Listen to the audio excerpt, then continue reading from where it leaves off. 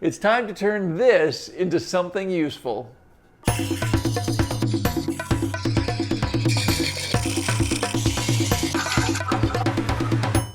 Hi, I'm Kent and welcome to Turn a Wood Bowl. Today I'm going to take this piece of quarter sawn black cherry and I'm going to turn it into something really useful. Now, what is quarter sawn wood? We've covered this in a couple other videos, but we'll go over it one more time. Basically what happens is when you have larger logs and the pith area is cracking or has the potential to crack. So if you see this, you see the bark out here, this log was probably about this big around.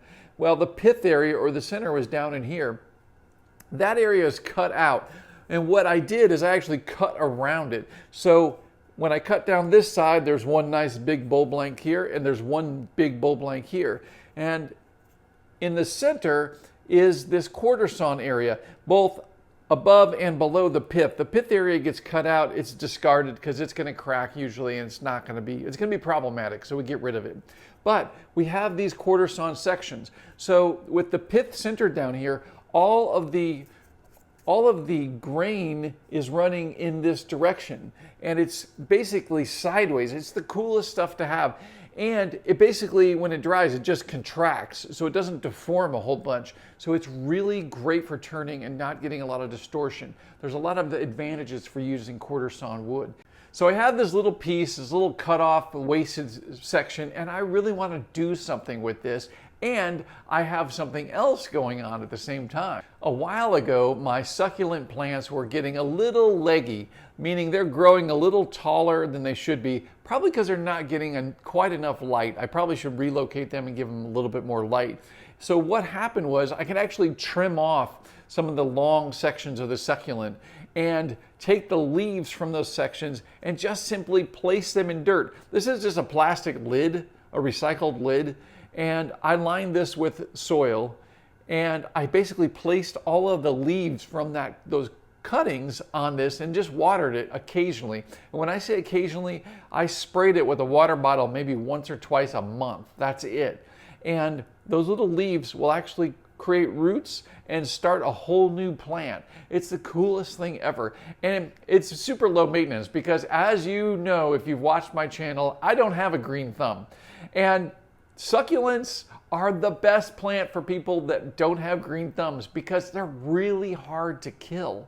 You could kill them by overwatering them, but if you understand that most of them only need a little bit of water, mine only get watered once a month. And that's how I've maintained them for so long, because they only need to be watered once a month. I basically schedule it with when I do my bills each month, and that's it. It's pretty much that simple. So it's a great, super user-friendly plant to have.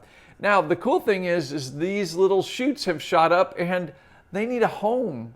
They need to live somewhere. So instead of going to the store and buying little pots, because these don't need to be really big pots, so they don't have a super big root system. Instead of buying a pot, I think I found a purpose for this piece of quarter sawn black cherry. And that's what we're gonna work on today. I'm gonna make a nice little container to plant one of these in, and then I may just continue making some more after we get done with this video. Okay, so I'm gonna take this chunk of quarter sawn black cherry over to the bandsaw, and let's get started. This piece of wood is going to contain probably at least 2 blanks that I can make pieces from. So what I'm going to do is I'm going to mark off a section that's really good and clean. I don't want the bark layer in this. And the center part that's on the right here has a little bit of a hairline crack in it that was emanating from the pith area. So we may have to deal with that. You can see it there on the bottom of the side there. There's a little stress crack from the pith. And that's what happens. The pith, the center of the log will split, and it'll send that crack all the way through, way down into the log itself. Well, since there's no tension from the pith anymore, that shouldn't be a problem, but those little cracks may still be in this wood. So I've cut this about 3 inches or approximately 8 centimeters wide, and it's about the same height, so it's a square piece. We're going to turn this on the lathe. And then I'm going to cut this and break it down into 2 sections here.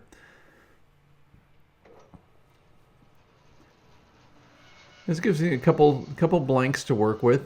And again, this grain of the quarter sawn wood is just really nice to work with. It turns beautifully and it looks great. And I'm going to trim up this second piece. Like I said before, I'll probably make several of these. And I've got a couple other chunks of wood I'll make some more blanks from. There you can see the really nice quarter sawn grain. Now I'm going to mark the centers on both ends of this piece. If you don't mark the centers and you just kind of guess if you're off a little bit, well, you're going to shave the piece down quite a bit to make that cylinder. It's much better to find that center and start from the center. Now I'm going to mount this between centers. However, this is a side grain mounted blank still. You can see the grain going right there. This is not a spindle. It's not a traditional spindle turning where we have the grain running from the headstock to the tailstock. Instead, it's going across the section here. So because of that, I am going to be turning with all my bowl gouge tools because spindle tools shouldn't be used on side grain mounted pieces like this. Now this is relatively small. You could probably get away with it, but it's just a good practice to use the appropriate tool. Now, what I didn't anticipate here is because this grain is exposed and it is side grain, and we have that stress fracture from the pith that's just barely on the edge of this. There's some sections in this that are weak and they're going to tear out on me right here. There went one. You can see that in the middle, that big chunk that's going around right there.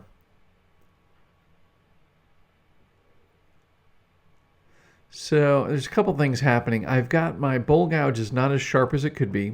I'm going to sharpen that up. And I'm going to make much lighter passes here.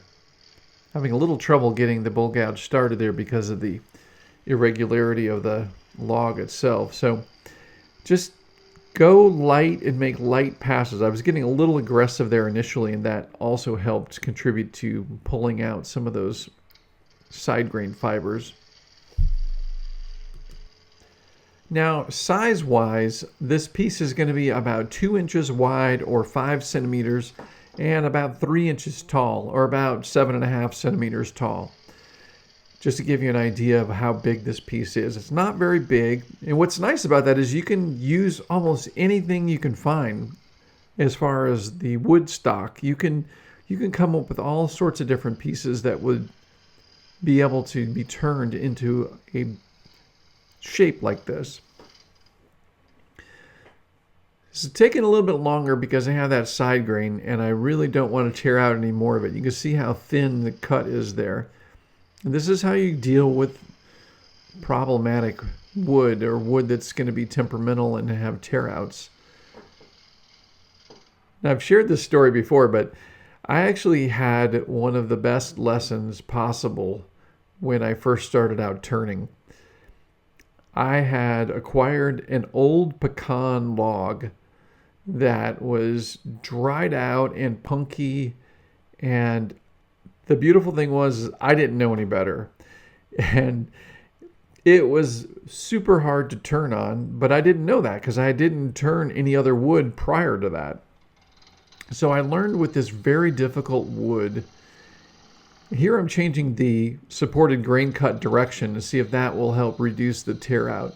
Because this is side grain, technically there is sort of a grain direction, a supported grain direction. I've got a video all about supported grain direction. It's a little confusing with a quarter sawn piece like this, but this pass direction is going to be a little bit better for us. So I had all these pecan logs that were old and dried out and punky, and they had little wormholes in them, but I loved the character of the wood grain, and I even loved the wormholes in it and all that. So I was persistent and determined that I was going to make some nice bowls out of it, and I did make some nice bowls out of it. But what happened in the process was I learned some really good tool control, and I learned to deal with in-grain tear out because that punky wood wanted to tear out all the time. So I learned to deal with it right off the bat. It wasn't until I got done turning all of that pecan that I had that I turned a piece of black cherry, and I thought I was turning a bar of soap. It was just the smoothest, most beautiful wood I'd ever experienced. And, you know, in hindsight, I wouldn't go back and change it because I learned so many lessons by working with that difficult pecan. But wow, when you get a hold of some nice timber to be turning, it is absolutely a joy when you don't have to deal with all the issues. So the particular tear out I have here from that stress fracture from the pith area doesn't bother me at all. We're going to be able to fix that. I'm using my spindle detail gouge here to clean up this tenon. And then I'm going back to my 1/2 inch 55-degree bevel swept back bull gouge to make some nice finishing cuts here. And I'm also doing the shaping now. Now this is going to be a container, in case you haven't figured it out. I'm going to basically make a small little planter pot from this. And I just want a real elegant curve on it. I don't want to make it too dramatic. I don't need to make a big, massive curve on it. I just want to make a simple curve that just looks clean and shows off the wood grain from the black cherry that we're working with here. So don't shy away from problematic wood. You can fix it and you can work with it, and it's going to teach you some great lessons. All right, I'm checking the height here. It's about 3 inches or 7.5 centimeters. And we do have those cracks. We really need to deal with those cracks. Let's do that right now. If you're liking this video, do me a huge favor and sign up for my emails. Every week I send out email tips for wood bowl turning. You're not going to want to miss it. Oh, and click that like button. Thanks. Since these are relatively small cracks and they're not structural or they don't have tension on them, they're not going to pull apart.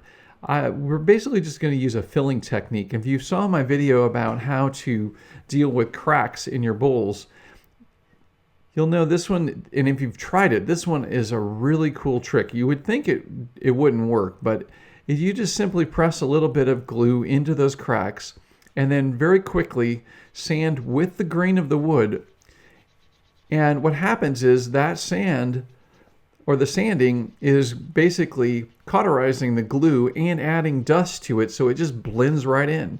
And look at that. The cracks are still there, obviously, but they are much better than they were just a moment ago.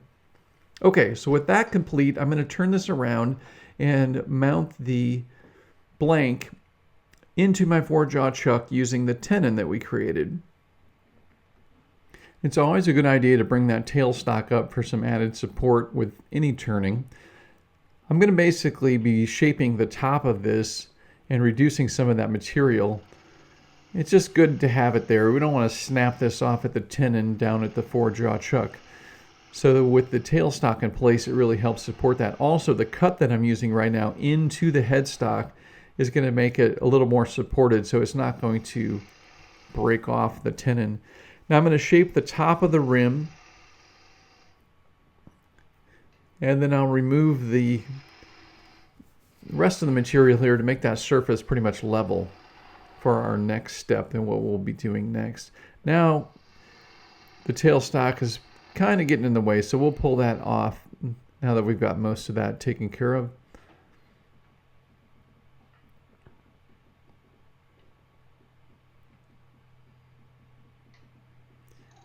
And we'll just nibble this down. Again, when you push into the headstock, if you think about it, you're not making that much pressure against the turning, and you're not putting pressure against the base.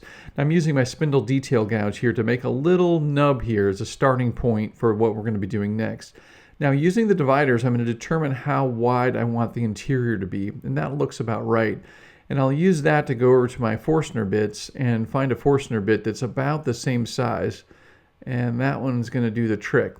I'll put that in the Jacob's chuck, and I will put links to all of these tools that I'm using in this video. I actually do that for all my videos. If you look in the description on the YouTube description, you'll see links for all of the tools that I use in the videos.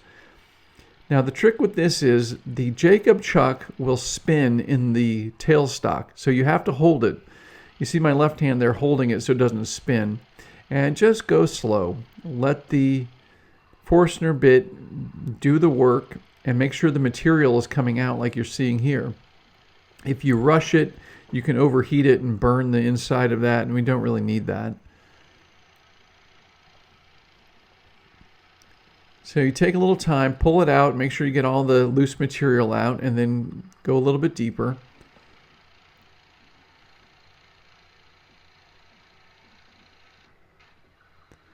And depending on the design that you have for your piece, you obviously want to make sure that if you have a narrow outside on your container, that you don't go beyond or into that narrow area.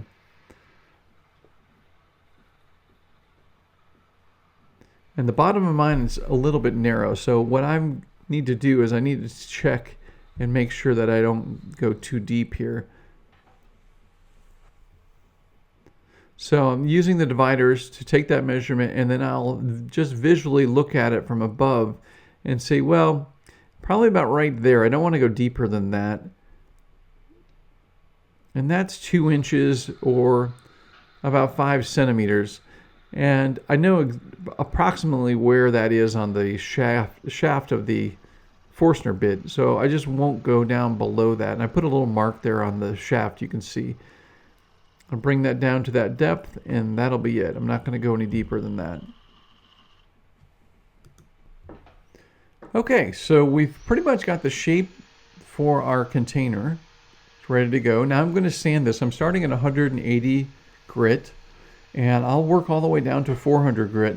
What I'm doing is I'm sanding with the lathe running. I'm also going to ease over the edges of the rim here. I'm going to just lightly touch those so it rounds it off a little bit. Don't want to do it too much. I just want to soften that hard edge. And then with the lathe off, I'm going to check the wood grain on the sides and make sure there aren't too many scratches. Then I'm just using the edge of the sanding pad to clean up any scratches that appear across the wood grain. That way you get a really nice finish. If you just have all your sanding done with the lathe running, you're going to be making scratches across the wood grain that's perpendicular to your direction. I've got a video all on sanding too. You can check that out. And again, I'm just moving through 180 to 240, 320, and 400. And the black cherry sands it really good, really fast, and has a great look when it's sanded. It almost turns into like a porcelain. I find that true with most of the fruit and nut woods. This is just sanded. Look at that finish. That's 400 grit. Now I'm using friction polish. And again, I'll put a link to that in the description below. Friction polish is a combination of a variety of different finishes and like varnishes and that, and it goes on with when you're turning it. Just put a little bit on and wipe it on.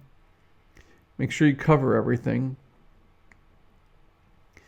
I'll put a little bit around the side. Now, obviously, we're going to be filling this with dirt, so I'm not going to finish the entire inside with this, but just across the rim. And then the way this works is you basically buff it out. You apply it and then buff it out, and it's dry to the touch right away. It takes a little while to cure, but it's pretty much dry to the touch, which is pretty nice. A lot of people use this when they're turning pins and doing smaller pieces. This is really nice to use for ornaments, things like that. And it's just perfect right here because I can put a nice relatively medium shine on this. I'm not going to make it real glossy, but a decent shine on it, and it's finished, ready to go right off the lathe. That's what I like about it the most. Okay, so we have to get the tenon off of here, and the way we're going to go about doing that is we're going to make our own custom jam chuck. Now, if you've never used a jam chuck, there's no reason to be intimidated. They're super simple. I've got a video all about jam chucks. I've got an article on my website all about jam chucks. You can check those out. I'm using a scrap piece of wood that I had laying around. I think this also is cherry. I'm pretty sure this is cherry. And I just mounted it in there. It's not very precise. It's obviously wobbly. I'm just going to put a quick mark here for the tenon. That wobbliness, I don't know if that's a word, but wobbliness, that wobbliness will be gone here in just a minute after it's been trued up from turning. So the first thing I'm going to do is turn the shape of the tenon.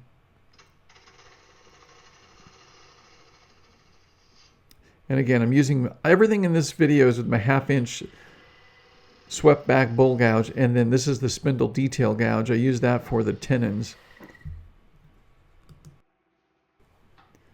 The spindle detail gouge allows us to get down into that corner and that little crevice in the bottom of the tenon to make sure that's nice and clean so that it seats really well on the 4-jaw chuck.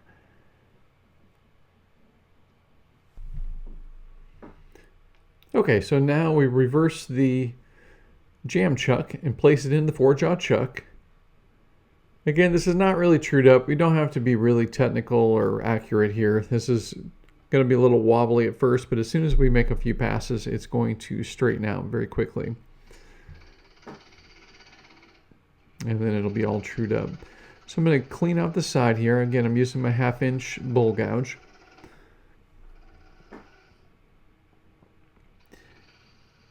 And when we're holding a vessel like this or a container, we want the jam chuck to taper just a bit. So the very end of this jam chuck will be narrower than the base towards the 4-jaw chuck, if that makes sense. So I'm starting off here in the middle. It's already been trued up. You can see it's not wobbly anymore. And I'm going to turn out a section here in the center and just check and see if that's close to what we need. And that's feeling pretty good. Now I want a little more support, so I'm going to make this a little bit deeper. So using that first section as kind of a guide, I will reduce the remainder of this jam chuck. But see how I'm leaving it a little bit wider at the base? Right now, if I make it all too narrow, then it could be loose on there and not fit snug. So it's tapered a little bit wider, so the very end of it's the narrowest point, and it gets just a touch wider. And right there, boy, I lucked out. It fits really nice right there. It's not super tight, but it's also not falling off. So I'm going to bring the tailstock up. And see, I have the mark right there from the tailstock before. I just line that up, and everything's trued up. It's that simple. And now we have full access to the tenon to remove that and shape the bottom of our planter. So with the 1/2-inch bowl gouge, I'll just lightly remove that tenon area. And then I'll establish the bottom of this container, the foot.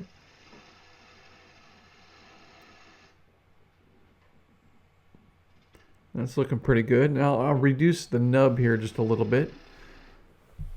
Now I hardly ever have a completely flat bottom piece, and the reason why is if you have a flat bottom and that wood shifts, it's just going to wobble. So you want to leave a rim or a foot on the bottom, and the way I do that is I'm using my spindle detail gouge here, and I'm going in and basically making a concave area in the center. So only the outer portion of the foot will be touching the table or the surface. You can see how I'm scooping down in there. And I'll just keep removing or reducing this nub until I get down in there. Now, this piece has got pretty good support. It won't come flying off there very easily. So, and the edge of this is not quite finished. So while I've got this on the lathe and I can turn it quickly with that friction polish, I will apply the friction polish to the very bottom of the planter and to the foot. And then I'll buff that in.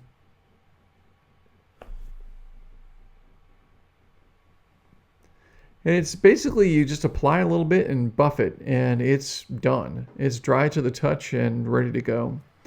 Okay, so with that complete, I will further reduce the nub with the spindle detail gouge. You can see you just basically make this small. Now, if you're not comfortable doing this, you can cut it off here and you can sand that area. But what I do is I apply pressure here where it's really thin and then turn the lathe off. And with that forward pressure, it will cut through those fibers and take that nub right off.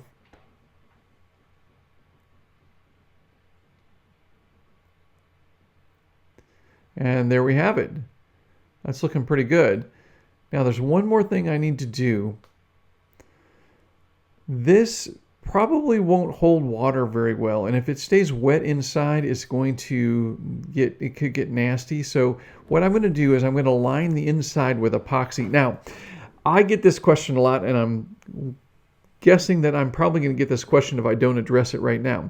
If you were to make a shot glass or a drinking glass or something like that out of wood, honestly, I don't know what would be the best, safest way to finish it so that it's waterproof. What I'm using here is 5-minute epoxy.